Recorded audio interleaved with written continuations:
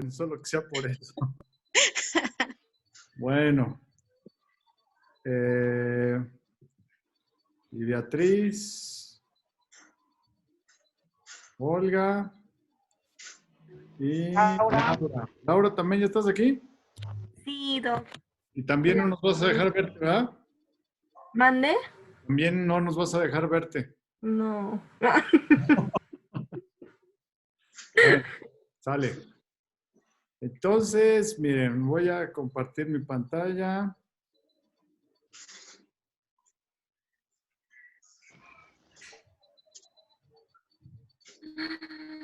Déjenme abrir la plataforma.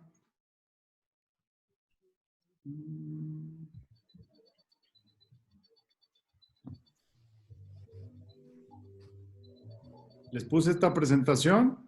No sé si ya por ahí la tenga alguien abierta. No. Bueno, es toda la cuestión del análisis de correlación y regresión, pero la intención es hacerlo pues, más sencillito, ¿no? Nada más ver cómo se capturarían los datos y cómo interpretarlos. A ver, regreso aquí.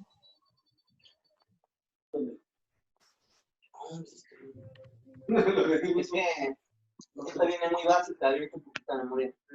Pero así los capturas tienen. ¿Sí la ven? Sí. Ok. Bueno, pues vamos empezándole y comentándoles que, bueno, el análisis cuantitativo, pues podríamos verlo como que tiene varias,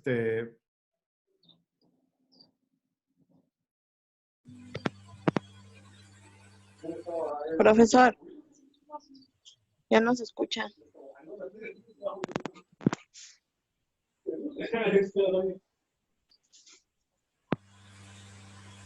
Bueno, Ya se escucha. ¿ya? Ya. Ok, Sí. gracias.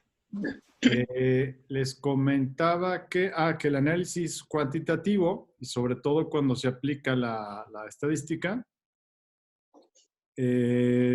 para saber qué tipo de pruebas voy a utilizar, hay que considerar cómo son las variables que voy a usar. Y las combinaciones básicas son datos o variables cuantitativas contra variables cuantitativas, la siguiente combinaciones cuantitativas contra cualitativas o cualitativas contra cuantitativas y la última cualitativas contra cualitativas. Y en este ratito vamos a revisar de manera sencillita y ágil cuáles son las pruebas que se utilizarían para el análisis de variables cuantitativas contra cuantitativas. Aquí les puse la idea de que el análisis de regresión, puede ser lineal, polinómico y logístico. Nos vamos a concentrar en el lineal porque los tipos de datos que vamos a utilizar tienen esta característica. Ahorita abundo de eso. Y la correlación de dos tipos de Pearson, cuando las variables se utilizan dos variables cuantitativas con escalas cuantitativas, como estatura, como peso, como número de contratos, como horas, ¿sí? Y cuando se comparan dos variables de ese tipo. Y la otra, que es la correlación de Spearman, que es un tipo de correlación en la cual se están utilizando escalas cuantitativas, pero las variables son cualitativas. Por ejemplo, lo que más utilizaríamos, por ejemplo, las escalas de Likert, totalmente en desacuerdo, ni de acuerdo en desacuerdo, que nosotros les ponemos valores del 1 al 5, por ejemplo, pero es una escala cuantitativa de una variable cualitativa. ¿Están de acuerdo?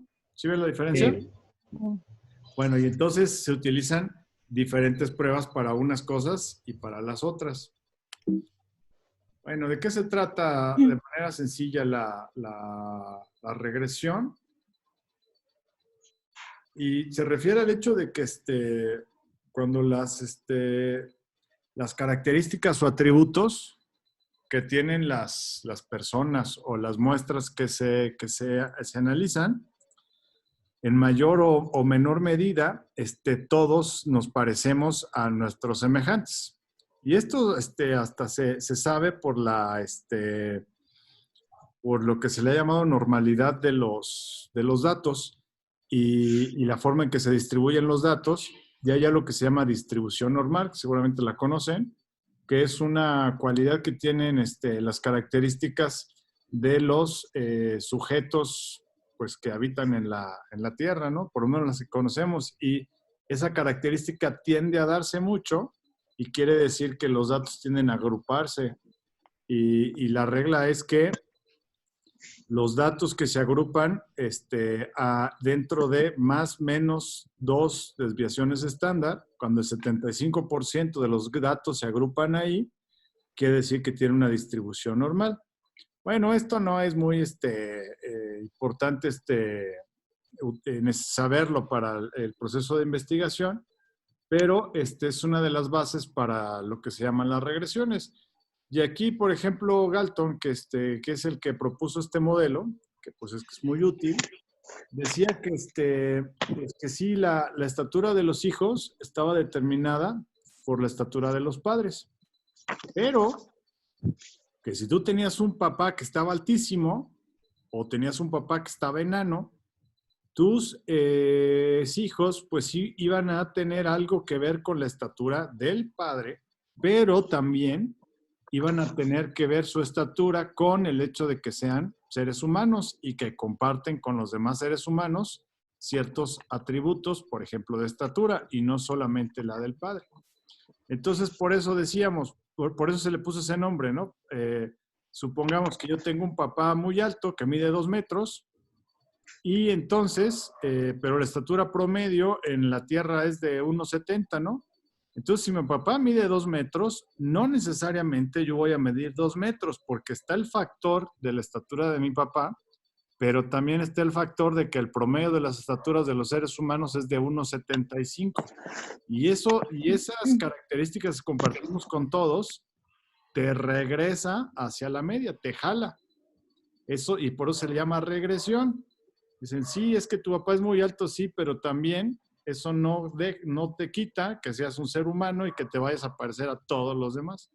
Te regresa de más alto hacia el centro, o si tu papá era enano, bueno, no enano, ¿verdad? Si era muy chaparrito, no necesariamente porque era muy chaparrito va a ser tan chaparrito, porque la media te va a jalar hacia el centro y a lo mejor la libras tener unos centímetros más, ¿no?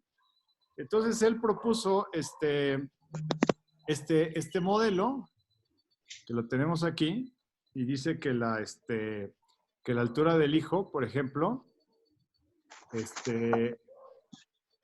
para calcular la altura del hijo tendremos que utilizar esta ecuación, que consideremos 85 centímetros, que esta es una constante, y luego esto le sumemos la estatura del padre, y esa la multipliquemos por 0.5. Entonces, si tu papá medía 2 metros, entonces serían aquí 200 centímetros por 0.5, serían 100 centímetros, ¿no? Más 85, 185 centímetros. Es decir, si tu papá medía 2 metros, tú medirías aproximadamente 1,85 centímetros. ¿Están de acuerdo? Ahora, que si mi papá era muy chaparrito y medía 1 metro nada más, 100 centímetros, pues la mitad de 1 metro serían 50 centímetros más 85 centímetros, yo al final mediría 1,35 centímetros. Es decir, esta constante que está aquí es la que me jala hacia la media, que es las características generales que tendrían las personas. Y así como se sirve para personas de estaturas, padres e hijos, este modelo sirve para muchos otros cálculos, ¿no? Bueno, ¿hasta ahí vamos bien? Sí. La pregunta es, ¿por qué no consideraba a la mamá?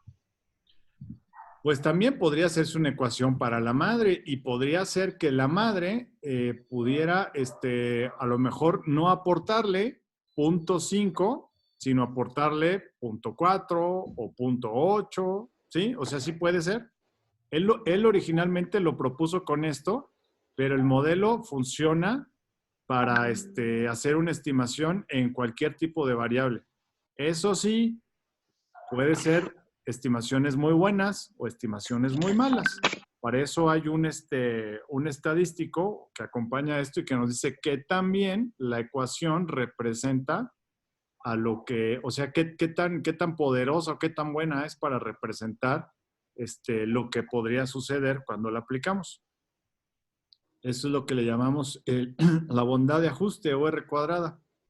Bueno, voy a avanzar un poquito. ¿Hasta aquí vamos bien? Sí. Sí. Vale. Bueno, entonces, miren, por ejemplo aquí, cuando queremos analizar dos variables, podríamos tener estas características, ¿no? Altura y peso. Y tenemos que hay una persona de 1,62 que pesa 61 kilos, 1,54, etcétera, ¿no? Esto mismo lo podemos representar en en una gráfica que se llama el scatter plot, que es el diagrama de dispersión, que seguramente ustedes lo conocen, y si no, lo vamos a hacer ahorita con el SPSS. Y podríamos representarlo así, miren, diciendo, voy a poner en un eje una de las variables, por ejemplo, en el eje de las X la altura y en el eje de las Y el peso. Y esto es lo que pasaría. Tomando el primero tiene que mide como 1,40 y qué, 8. A ver, ¿cuánto es este? ¿Este chaparro?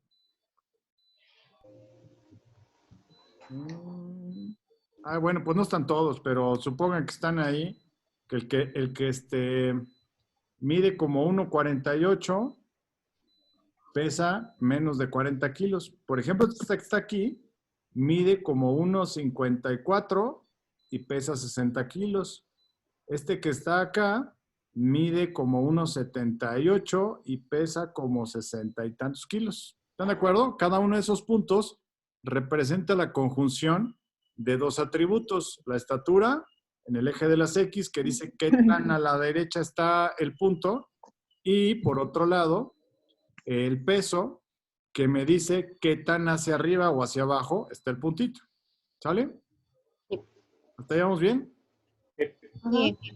Bueno, entonces, mire, por ejemplo, aquí dice que el fulano que está aquí es alguien que mide 1,87 y pesa como 76 kilos, ¿no?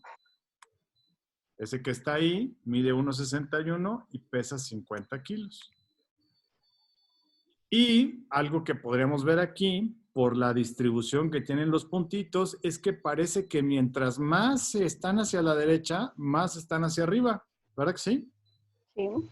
Y entonces, ¿eso qué me hace pensar? Que cuando crece esta variable, estatura, también crece esta variable peso, lo cual hasta cierto punto en las personas, en los seres humanos es lógico, ¿verdad? Mientras más altos deberían estar más pesados, si no consideramos otras variables, ¿no?